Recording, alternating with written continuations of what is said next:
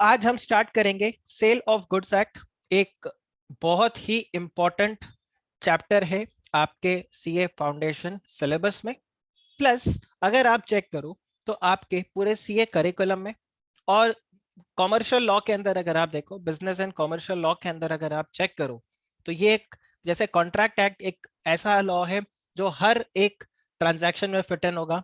Same way sale of goods act जो है ये भी आपके हर एक ट्रांजैक्शन में फिट होगा। हमने अभी तक कॉन्ट्रैक्ट एक्ट को कंप्लीट कर लिया, पास्ट ईयर क्वेश्चंस को डिस्कस किया और आरटीपीस को डिस्कस किया। आप लोग जब ये वीडियो को यूट्यूब के ऊपर देखोगे तो डिस्क्रिप्शन सेक्शन के अंदर मैंने वहां पे जितने भी लिंक्स हैं अभी तक के लेक्चर के, कॉन्ट्रैक्ट एक्ट के जितने भी लिंक्स हैं उन लिंक्स को मैंने वहां पे डिस्क्रिप्शन बॉक्स में शेयर करके रखा हुआ है।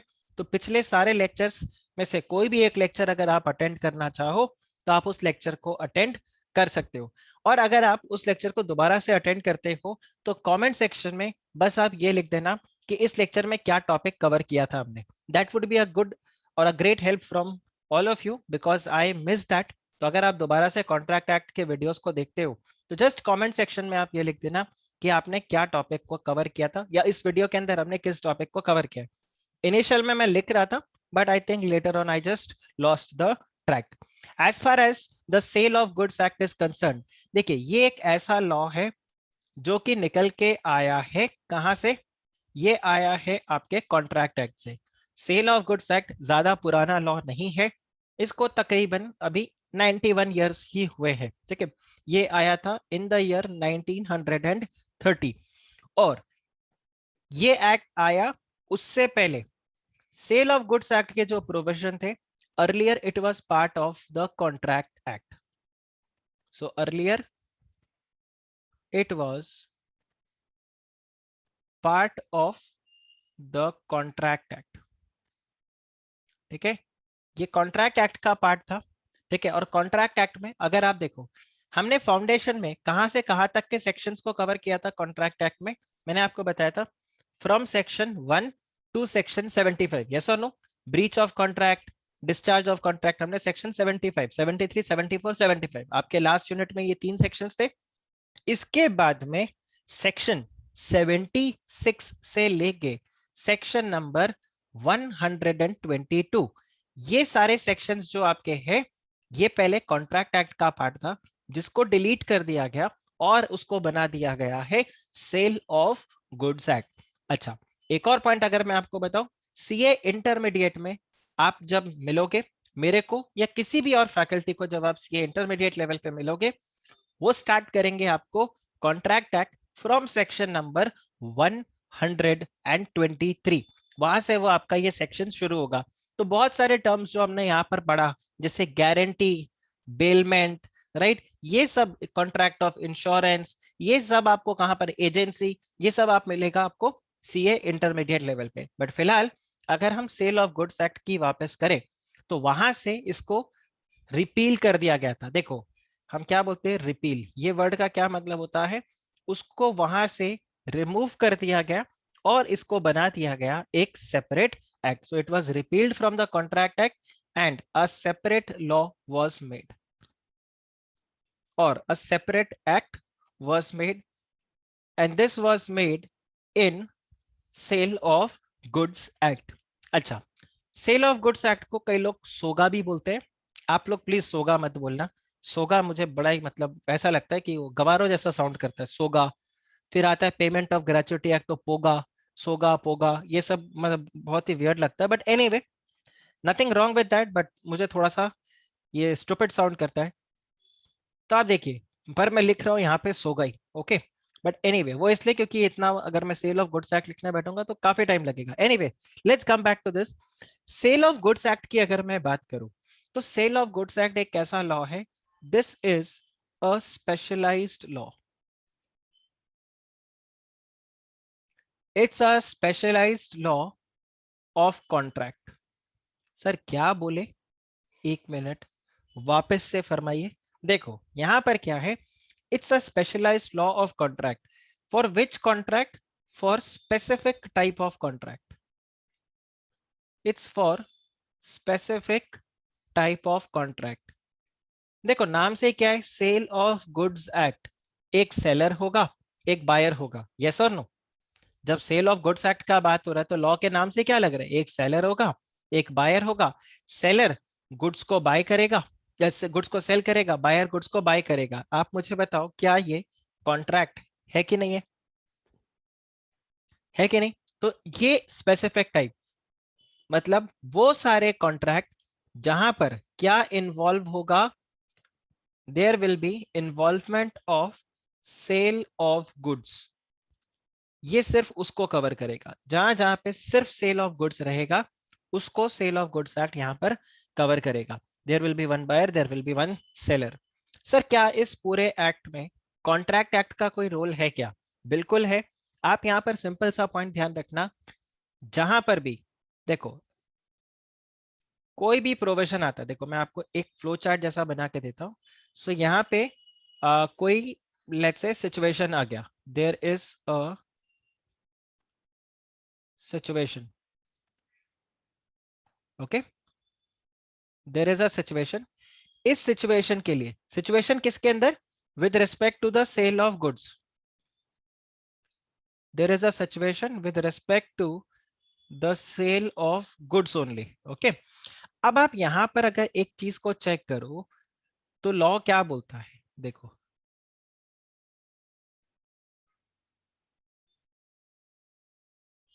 देखो there is a situation with respect to the sale of goods.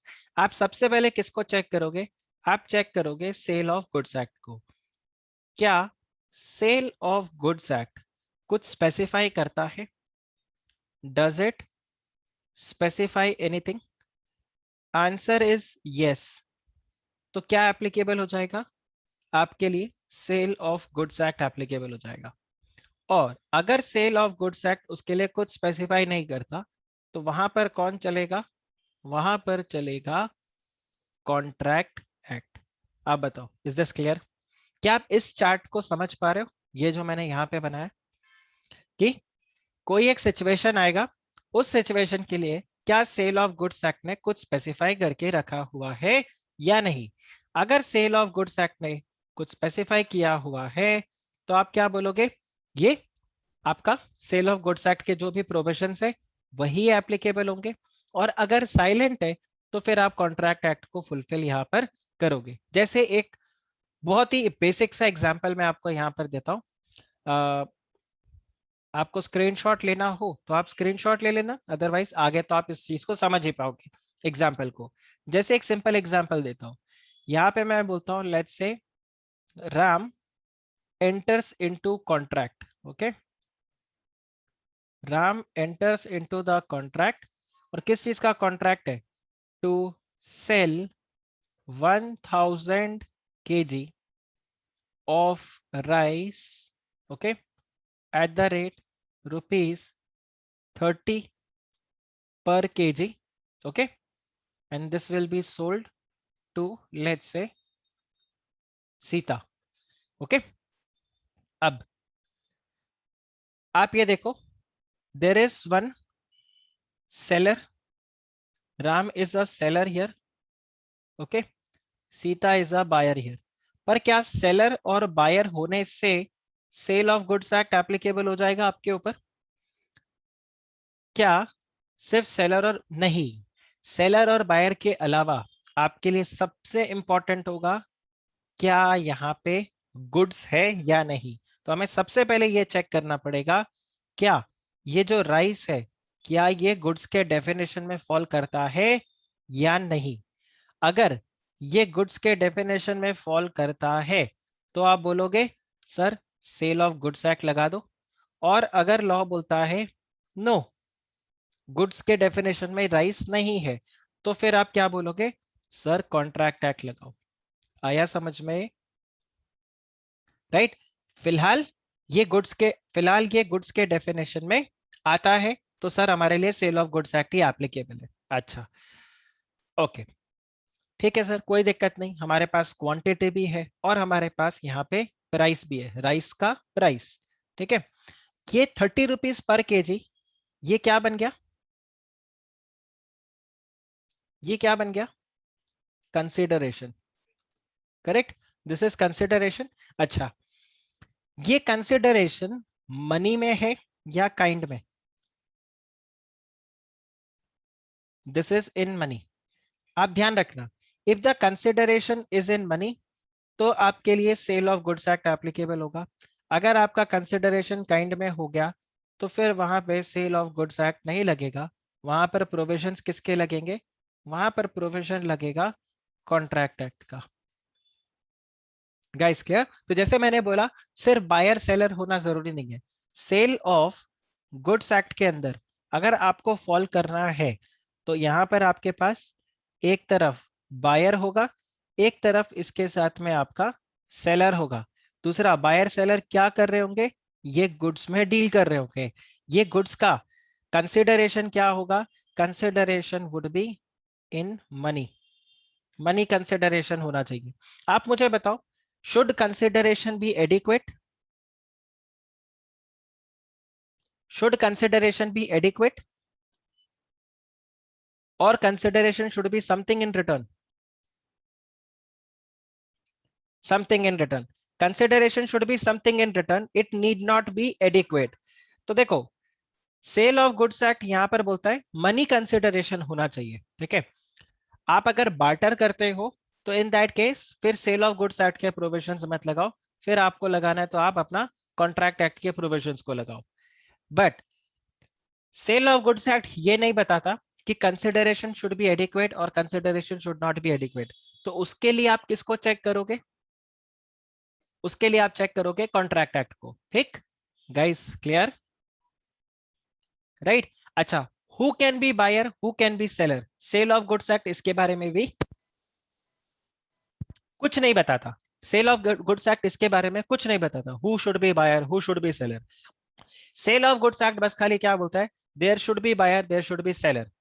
Buyer और सेलर वेदर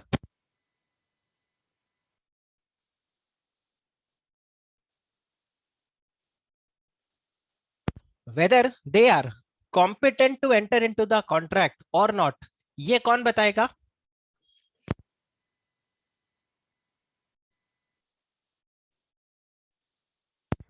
ये बताएगा contract act. Guys, is this clear?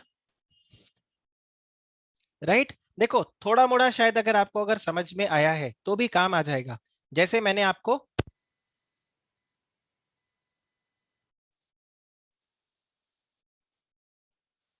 Sorry I started sneezing so I go on mute.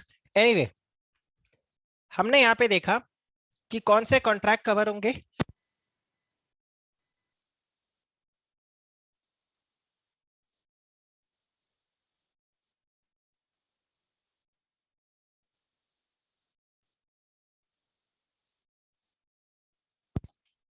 Sorry, ये पूरा स्लाइड ही delete हो गया। Anyway, तो आप यहाँ पे बस खाली ध्यान रखो कि कौन से कॉन्ट्रैक्ट यहाँ पे कंप्लीट कवर होंगे। वही कॉन्ट्रैक्ट जिसमें क्या इन्वॉल्व होगा? Sale of goods.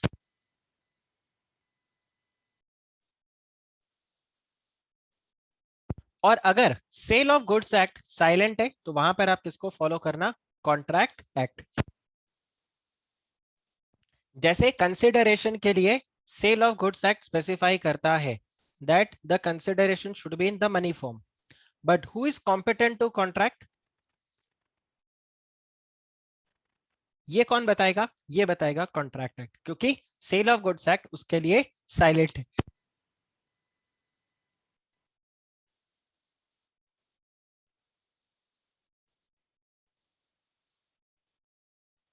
Guys, is this clear? चलिए, अब देखो यहां पे आ रहा है that sale of goods act is one of the specific form of contract which is recognized and regulated by the law in India. Now, sale is typically a bargain between the buyer and the seller, and the Sale of Goods Act allows the parties to modify the provisions of the law by express stipulation. Stipulation मतलब conditions, आगे हम पढ़ेंगे। However, in some places this freedom is severely restricted. तो मतलब ऐसा नहीं आप law में कोई भी कंडीशन लगा के दे दोगे, यहाँ पर वो कंडीशंस के बारे में भी डिस्कस किया हुआ है। And the sale of goods act, this applies to the whole of India, ठीक है। तो ये वाला पार्ट को मैं शान से और खुशी खुशी डिलीट करता हूँ। Now this is applicable to the whole of India. और जैसे मैंने आपको बताया था, ये लॉ कब इंडिया के अंदर एनफोर्स हो गया था? 1 जुलाई 1930। अब अगर आप यहाँ पे देखो तो आपका यूनिट 1 के अंदर ये सारे टॉपिक्स हैं जिसमें हम आज डिस्कस करेंगे। अग्रीमेंट कैसे बनता है बायर सेलर के बीच में, फिर यहाँ पे ट्रांसफर ऑफ प्रॉपर्टी, ये सारा ऑल सब पॉइंट्स है। अब देखो ये कहाँ से मिलेगा? सी ये वाला पॉइंट था, ये किसने बताया? ये बताया सेल ऑफ गुड्स एक्ट ने, ठीक है। इसके लिए sale of goods act silent है, तो ये कहाँ से निकल के आएगा? ये निकल के आएगा कॉन्ट्रैक्ट एक्ट के लिए। Does this make sense? आप ये वाले चार्ट को समझे कि नहीं? ये वाला पार्ट जो मैंने बताया, ठीक है ना। कई बार आपके पास ये कमेंट में क्वेश्चन आपको देखने को मिल सकता है, जहां पर वो क्या करेंगे, वो आपको ये दे देंगे, ये एक सेंटेंस दे देंगे और बोलेंगे कमेंट। तो यहाँ पर आपको किसके बारे में कमेंट करना है? आपको सिर्फ सेल ऑफ गुड्स एक्ट के बारे में बताना है, बिना सेक्शन 1, सेक्शन 2, सेक्शन 3 के। आपको सिंपली यहाँ पर क्या बताना होगा? अभी तक जो हमने डिस्कस किया कि पहले जो प्रोविजंस थे सेल ऑफ गुड्स एक्ट के, वो कॉन्ट्रैक्ट एक्ट का पार्ट थे, बाद में इसको वहां से हटा दिया गया और बना दिया गया इसको कॉन्ट्रैक्ट एक्ट का पार्ट, ठीक है। अब अगर आप देखो बायर सेलर, तो who is a buyer? Buyer is a person who buys or who agrees to buy. अरे सर, जो अग्री कर रहा है वो भी बायर है, बिल्कुल। So buyer is a person who actually buys the goods or who agrees to buy the goods. तो सर वो अग्री क्यों कर रहा है, खरीदी क्यों नहीं लेता? Yes no? वो फिर हेरा फेरी में नहीं बोलता है अक्षय कुमार को, राजपाल यादव, कि अगर इतनी चर्बी है तो 5 स्टार में जाके चाय क्यों नहीं पीते, जब वो 1000 रुपया टिप देता है अक्षय कुमार। याद आ रहा है? सेम चीज यहाँ पे आ जाएगा कि अरे भाई सेलर तुम अगर, या बायर तुम अगर गुड्स खरीदना ही चाहते हो तो अभी खरीद लो ना। ये अग्री टू बाय का क्या मतलब होता है? तो यहाँ पर आप अगर देखोगे तो आपको दो डेफिनेशन मिलेंगे। एक होगा एग्जिस्टिंग गुड्स और एक हो जाएगा आपके पास फ्यूचर गुड्स और एक हो जाएगा कॉन्टेंजेंट गुड्स। देखो, कॉन्टेंजेंट गुड्स अगर आप समझो तो कॉन्टेंजेंट कॉन्ट्रैक्ट की तरह ही है, कि जो गुड्स है वो फिलहाल एग्जिस्टेंस में नहीं है, बट आने वाले टाइम में एग्जिस्टेंस में आ जाएगा। Okay, is this clear? जो कॉन्टेंजेंट गुड्स है वो फिलहाल हमारे पास एग्जिस्टेंस में नहीं है, बट आने वाले टाइम में वो एग्जिस्टेंस के अंदर आ जाएगा। जब हम बात करते हैं फ्यूचर गुड्स, तो वो भी कैसा है? वो भी फिलहाल हमारे पास एग्जिस्टेंस में नहीं है, बट आने वाले टाइम में वो फ्यूचर में आ जाएगा। सर वाह, क्या डेफिनेशन बताया! दोनों का एक ही तो है, फिर दोनों में डिफरेंस क्या है? देखो, यहां पर डिफरेंस है कि वो फ्यूचर में आएगा, वो किसी चीज के ऊपर डिपेंड कर रहा है, तभी तो कॉन्टेंजेंट है ना। कॉन्टेंजेंट कॉन्ट्रैक्ट क्या था? The happening of a contract is dependent upon something. तो यहां पर भी क्या है? फ्यूचर में गुड्स आएगा, this is dependent upon something. और फ्यूचर गुड्स का क्या है कि श्योर शॉट ये गुड्स आपको आने वाले टाइम में पक्का मिलेगा ही मिलेगा। एग्जिस्टिंग गुड्स, जो अभी जब बायर सेलर आपस में नेगोशिएट कर रहे हैं, तब ये गुड्स अभी भी एग्जिस्टेंस में है, तो ये क्या हो गया आपके लिए? Existing goods. आप बताओ, इज दिस क्लियर? ओके, तो ये आता है। तो इसीलिए यहाँ पर बायर सेलर के दो अलग अलग डेफिनेशन, मतलब डेफिनेशन के दो पार्ट है। Buyer means a person who buys or who agrees to buy. Seller means the person who sells or who agrees to sell the goods. तो सिर्फ जो गुड्स बेचता है वही बायर नहीं है, वही सेलर नहीं है। अगर आप अग्री भी करते हो तो भी आप बायर सेलर के डेफिनेशन में फॉल कर जाओगे। Is this clear? ओके, तो ये पॉइंट आपको ध्यान रखना। अच्छा, आप मुझे एक बात बताओ, लेट्स से गुप्ता जी के पास एक बांद्रा में, ठीक है, सॉरी बैंड्रा, क्योंकि बैंड्रा वेस्ट है। ओके, बैंड्रा वेस्ट में इनके पास एक 5 BHK अपार्टमेंट है, जो गुप्ता जी मेरे को सेल करने को रेडी है।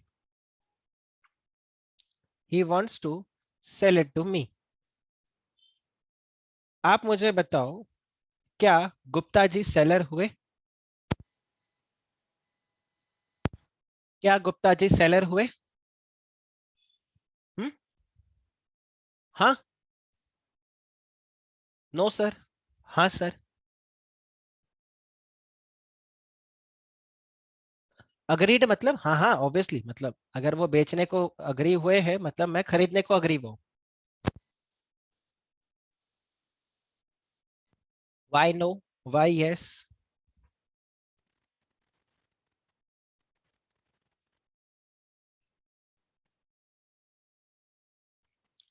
ही has agreed to sell, okay. चलो फॉरगेट अग्री टू सेल। इन्होंने ये 5 BHK के अपार्टमेंट मुझे 5 लाख रुपए में दे दिया। गौरव, आप मेरे को सेल करोगे ना आपका 5 BHK अपार्टमेंट बैंड्रा वेस्ट वाला? ठीक है, 5 लाख रुपीज में। काफी सस्ता है तो ठीक है ना, मैं प्रोफेसर हूँ तेरा यार। ओके। कोवर्शन नहीं, अनड्यू इन्फ्लुएंस। कोवर्शन कैसे होगा, इंडियन पिनल कोड थोड़ी ना लगाया मैंने। चलो ठीक है, कोवर्शन नहीं करते। फॉर एग्जाम्पल गौरव खुशी खुशी ये 5 लाख रुपए में मेरे को अपना 5 BHK अपार्टमेंट बेच रहा है। अभी बताओ, और उसने बेच दिया बल्कि। मैं उस घर पे मस्त अभी चिल कर रहा हूँ।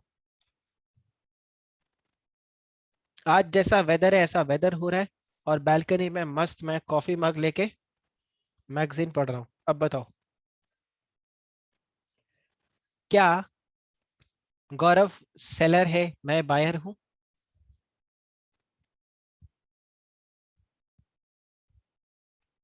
क्यों?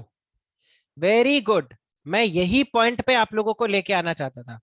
क्या, देखो, Gaurav is a seller, I am a buyer, for sure we are. But sir आप कौन से एक्ट में पूछ रहे हो? कॉन्ट्रैक्ट एक्ट में पूछो तो बिल्कुल सर है। लेकिन अगर आप सेल ऑफ गुड्स एक्ट में बोलोगे, कल को आप ट्रांसफर ऑफ प्रॉपर्टी एक्ट बोलोगे, वहां पर भी बायर सेलर है। लेकिन अगर आप सेल ऑफ गुड्स एक्ट में बोलोगे तो सेल ऑफ गुड्स एक्ट बोलेगा भाई आप सब दोनों मेरे दायरे से बाहर हो। ठीक है, वो दूसरे एसबीआई में जैसे होता है ना, एक डेस्क से दूसरे डेस्क में भगाते हैं। सेल ऑफ गुड्स एक्ट बोलेगा इकड़े ना तिकड़े, करेक्ट। आप वो दूसरे वो ट्रांसफर ऑफ प्रॉपर्टी एक्ट में जाओ, इधर मत जाओ। क्यों? क्योंकि ये जो 5 BHK है ये गुड्स नहीं है। आप बताओ, is this clear?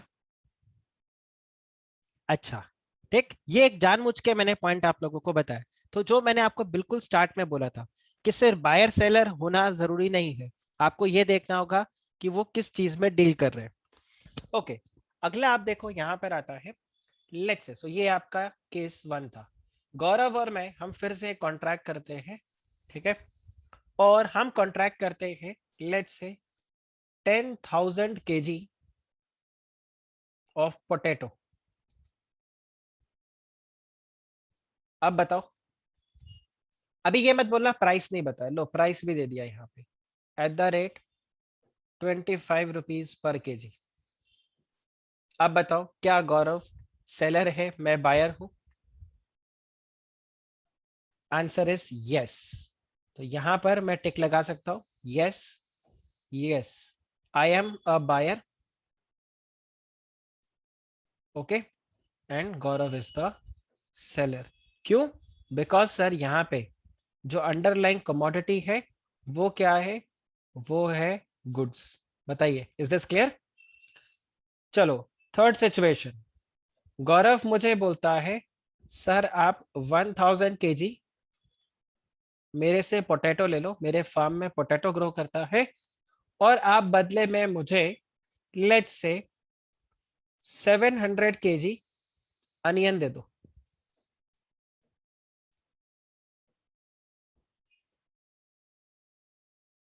Barter exchange, correct.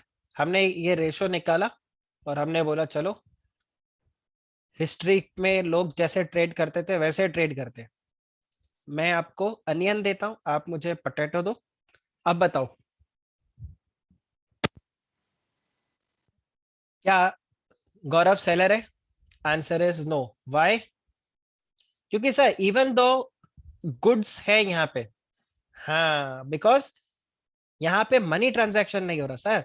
No doubt potato है, नो डाउट अनियन है, बट सर कंसिडरेशन आपने बार्टर में किया, सो नॉट अलाउड। ठीक। चलो, एक और एग्जांपल यहाँ पे लेते हैं। गौरव अभी अभी यूनाइटेड स्टेट्स ऑफ अमेरिका घूम के आया, ठीक है, पहले तो क्वारंटीन हो। उसके बाद में गौरव बोलता है सर मेरे पास अभी भी $1000 पड़े हैं, मैं घूमने जाना चाहता था बट नहीं घूमने जा पाया। ठीक है, उन्होंने इंडिया डिपोर्ट कर दिया मेरे को। तो अभी सर ये $1000 आप मुझसे खरीद लो, क्योंकि सर आप जब बैंक के पास खरीदने जाओगे तो वो आपको क्या करेगा, ब्रोकरेज चार्ज करेगा। जैसे वो आपको बोलेगा $1 जो है वो लेट्स से 70 रुपीज का है, बैंक आपसे ₹3 का कमीशन चार्ज करेगा। तो $1 भले ही ₹70 का हो बट आपको तो 73 का पड़ेगा। तो सर ये ₹3 बचाने के चक्कर में आप ये डॉलर मुझसे खरीद लो। सर वो भी आपको 70 में देगा, बिल्कुल वो 70 में देगा, क्योंकि बैंक उससे भी तो ₹3 कमीशन खाएगा। तो even though bank is going to sell him for मतलब buy it from 70, but bank will pay only 67, क्योंकि ₹3 बैंक अपना कमीशन खा जाएगा। तो गौरव बोलता है एक काम करो सर, ये $1000 आप मुझसे खरीद लो और बदले में मुझे रुपीज दे दो। अब बताओ। वेरी गुड, ध्यान रखना ये क्या है, करेंसी है कि नहीं। डॉलर, रुपी, ये सारे क्या है, these are currency. Currency does not fall into the definition of goods, hence we are not buyer seller. आप बताइए क्या ये क्लियर हुआ, ये क्लियर हुआ। ओके, अब एक आखिरी डेफिनेशन में आपको पूछता हूं, सही सही बताना, ठीक है। जैसे अभी तक आपने सब करेक्ट आंसर किया। गौरव और मैं हम एक ट्रेड करते हैं और सेम ऐसा ट्रेड होता है। Gaurav is going to give me let's say 100 kg of potato और मैं उसको सप्लाई करूंगा let's say 50 kg of let's say T, plus मैं उसको यहां पर पे करूंगा ₹3000 इन कैश।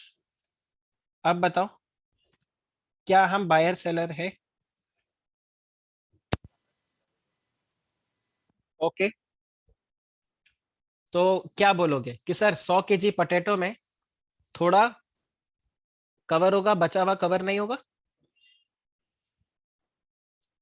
ओके ओके, तो मैं चाहता हूं आप लोग एक डेफिनेशन पढ़ो और मुझे आंसर करो। किधर गया रे।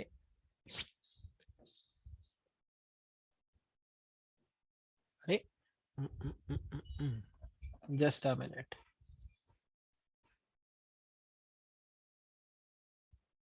हाँ, ये रहा। आप ये डेफिनेशन पढ़ो और मुझे आंसर करो।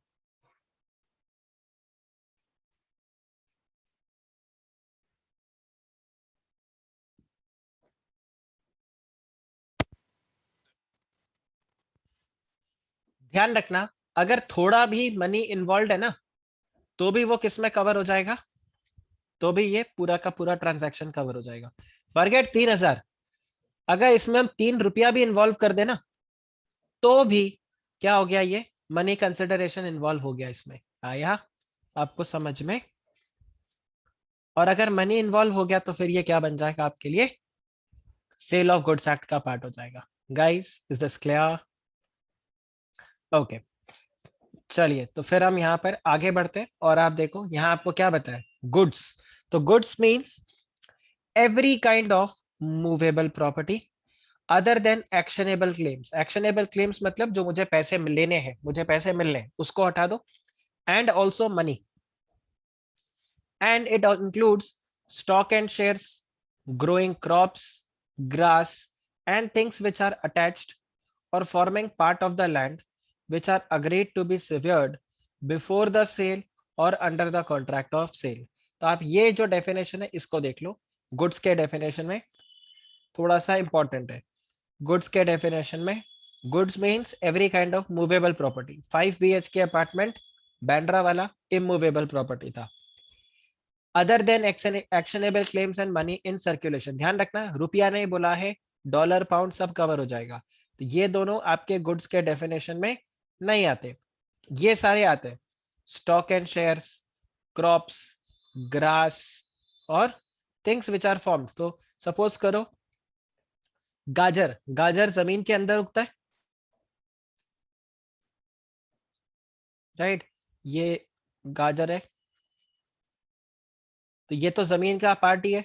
क्या ये मूवेबल प्रॉपर्टी है कि इमूवेबल प्रॉपर्टी है? ये आप यहां से this will fall into here, ये इसका पार्ट हो जाएगा। आया समझ में कि बेचने से पहले इसको मैं जमीन से उखाड़ दूंगा, तो ये भी क्या हो गया आपके लिए, गुड्स के डेफिनेशन में आ गया। Guys clear? फिर देखो ये जैसे है आपका ग्रोइंग क्रॉप्स, ओके, इसी तरह से मैंने घास उगा के रखा है, वो भी आ गया। और स्टॉक एंड शेयर्स तो जो कंपनी के सिक्योरिटीज जो रहते हैं वो, ओके।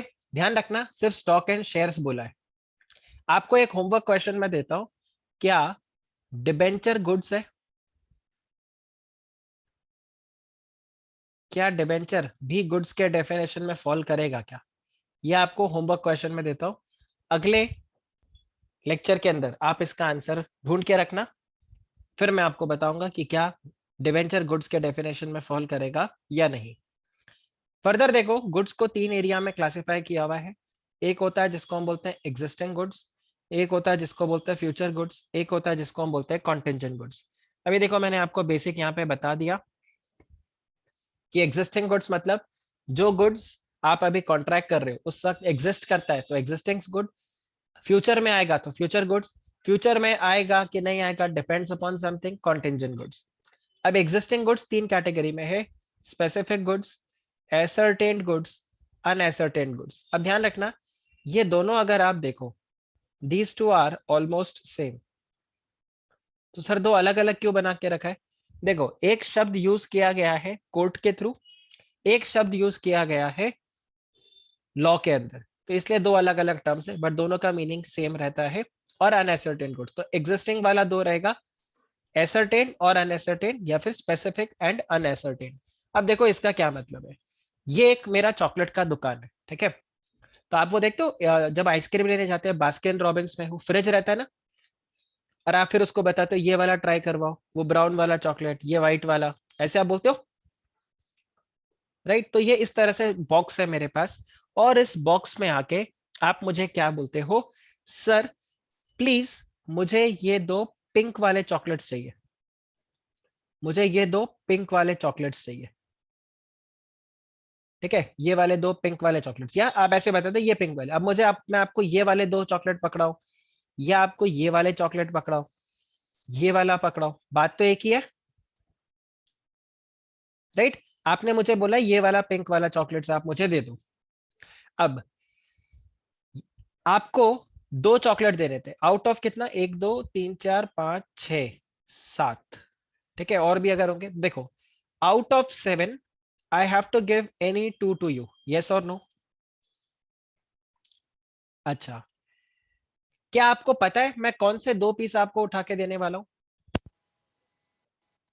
क्या आपको यह भी पता है कि मैंने किसको सेट असाइड करके रखा है? हो सकता है मैं ये दोनों पकड़ा दूं, हो सकता है मैं ये दोनों पकड़ा दूं, हो सकता है मैं ये दोनों पकड़ा दूं, कुछ भी दे सकता हूं ना आपको। गाइस यस और नो? हाँ पिंक वाला ही मांगा, बट आप देखो पिंक वाला एक, देखो ये एक, ये दो, रुको इसको, आप ऐसे देखो, ये एक, ये तो यार नालायक है। आप देखो एक ये है, एक ये है, ये भी काम नहीं कर रहा। आप समझ रहे हो point? Are you able to understand? देखो मैं यहाँ पे क्या बता रहा हूं कि देखो ये 1, ये 2, ये 3, ये 4, ये 5, ये 6, ये 7, ये 7 में से कोई भी एक आपको मैं दे सकता हूं ना।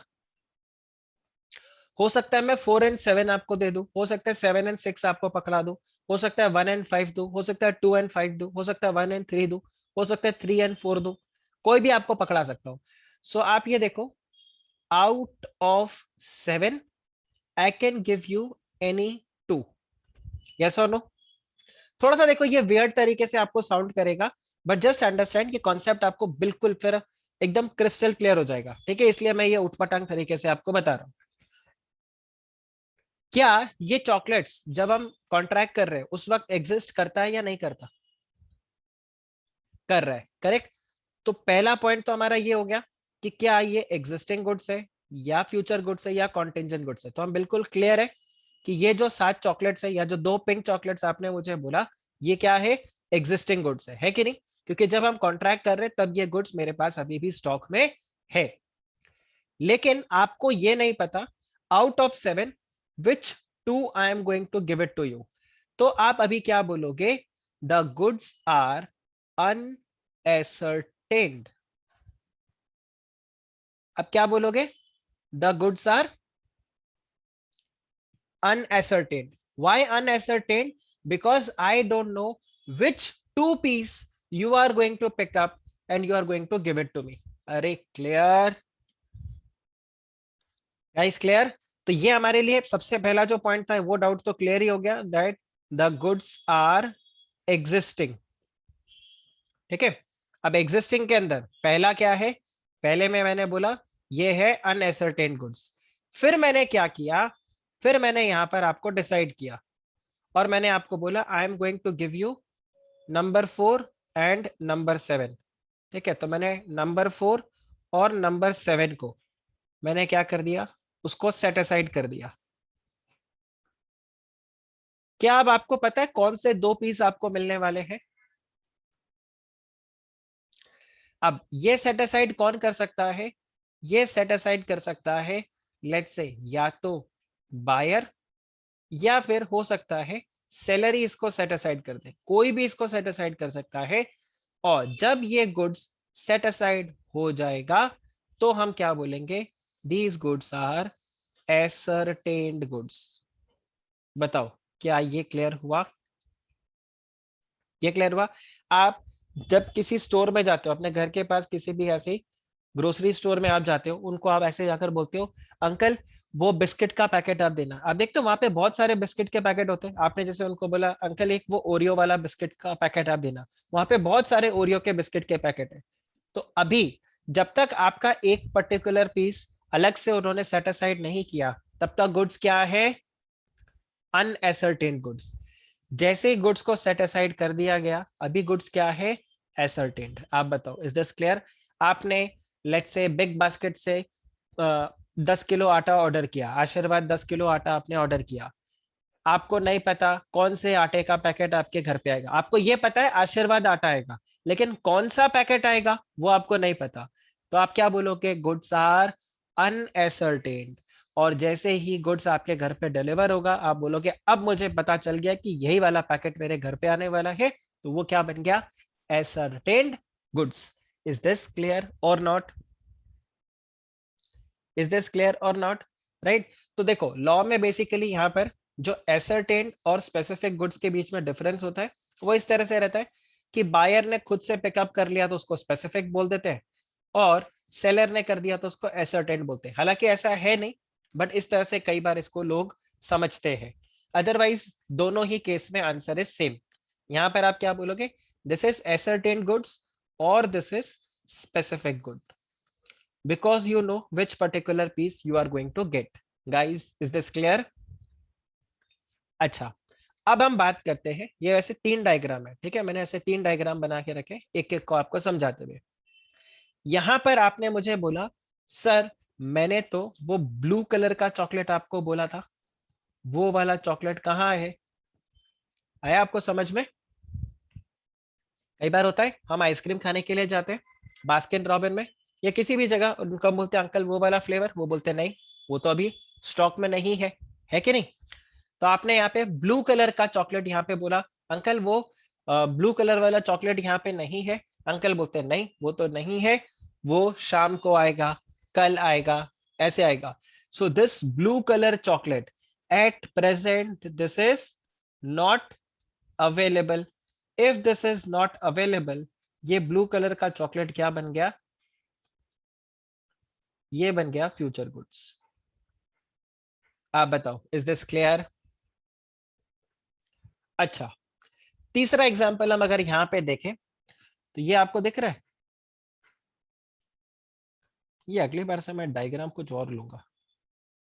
ये देखो, ये देखो आप, ये वाला जो चॉकलेट था इसका ऑर्डर किसने प्लेस किया? The order was placed by let's say Anushree.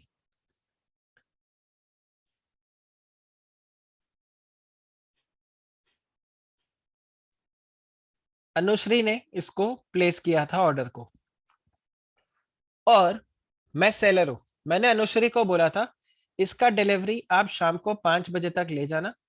अगर 5 बजे तक आपने नहीं लिया तो ये मैं किसी और को बेच दूंगा, क्योंकि पेरिशेबल गुड्स है। ठीक है, या तो आप एडवांस देके जाओ या फिर 5 बजे से पहले पहले आके आप गुड्स को खरीद लेना। ठीक, मैं यहाँ पर, गौरव है, गौरव बोल रहा है सर मुझे ये वाला चॉकलेट चाहिए। मैं बोलता हूँ देखो ये अनुश्री के साथ मेरा ऑलरेडी यहाँ पर कॉन्ट्रैक्ट हो चुका है, तो 5 बजे तक अगर अनुश्री नहीं आई तो ये मैं आपको बेच दूंगा। तो गौरव आपके लिए ये क्या बन गया फिलहाल? Contingent goods. आप बताओ क्या ये क्लियर हुआ? ये आपके लिए क्या हो गया? Contingent goods. और एग्जाम्पल अगर मैं आपको दूं तो यहां पर एक और आ सकता है, जैसे let's take it this way. हमने एक पीवाईक्यू क्वेश्चन किया था ना, ए कॉन्ट्रैक्ट करता है बी के साथ कि वो उसको राइस सप्लाई करेगा, फिर ए एक्स के साथ कॉन्ट्रैक्ट करता है और उसको बोलता है कि यार तुम मुझे राइस सप्लाई करना तो ही मैं राइस इसको दे पाऊंगा। याद आ रहा है? सो यहां पे ए और बी के बीच में जब कॉन्ट्रैक्ट हो रहा है ना, वो कॉन्ट्रैक्ट किसके लिए हो रहा है? That is for the contingent goods. आप बताओ इज दिस क्लियर? कि ए के पास अभी वो गुड्स है नहीं, वो गुड्स आएगा। कब आएगा? जब एक्स वो गुड्स किसको सप्लाई कर देगा? ए को सप्लाई करेगा, तो ये गुड्स उसके पास आएगा, then they are going to enter into this contract. आप बताओ ये क्लियर हुआ?